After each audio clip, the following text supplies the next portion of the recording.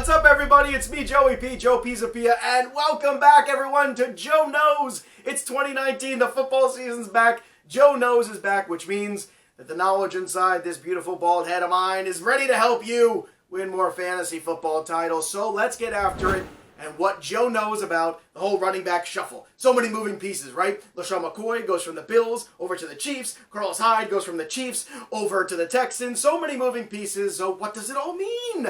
Well, it means this. It means Devin Singletary, thumbs up. That's a good sign here for him. I originally thought Devin Singletary would kind of take over that starting role probably sometime week 8 of the season and on and be a very, very useful fantasy commodity. If you are Team Black Book, chances are you already drafted him, but this is really good news. All that stands in his way is old man Frank Gore, and yes, I know Frank Gore has ruined fantasy shares before. If you need a reminder, just look last year in Miami to Kenyon Drake. Alright, anyway, the good news here is that I do believe Singletary, now that time frame is moved up to probably 4 to 6 weeks into the season, where he kind of takes over that role and runs with it. He, I think, is going to be the true one there. That's really good news for him. So what does it mean for LeSean McCoy? Well, LeSean McCoy, yeah, he's back with Andy Reid, but LeSean McCoy is also, I think, ranked 61st, Jeff Ratcliffe said, in terms of yards after contact last year, so that's not really good. That's not what we call in the business a running back you really want. So, Damian Williams, what does this mean for him?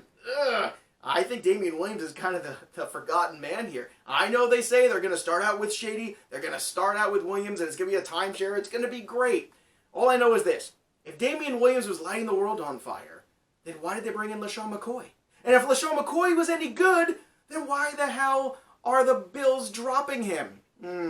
I know. Darwin Thompson owners, I'm with you. I'm one of you. I would hang tight and let this play itself out. I still say Darwin Thompson eventually is going to be the guy that has some big play ability. That might be that guy that wins out long term. So sit tight. It might be a rough 6 weeks, 8 weeks, who knows. But this might be a great time, especially in dynasty leagues, to be buying cheap on Darwin Thompson. That's what I would do. And last but not least, what do we have? We have Carlos Hyde, who goes from being earlier in the year to a potential, I don't know, low-end RB3 to the Texans, where he's now a low-end RB3. Look, I don't have a lot of expectations for him. I don't slot him into Lamar Miller's productivity just because he's going into the Lamar Miller role in the offense. So I'm not thinking too highly of him. I think it's kind of the same. He's a depth running back, a guy, maybe a flex spot if you want him in deep leagues, maybe a guy you throw in there on bye weeks, but I don't think you should be looking to Carlos Hyde to carry the workload for your running backs in fantasy. All right, that's what Joe knows this week. We'll be back again next week, as always. In the meantime,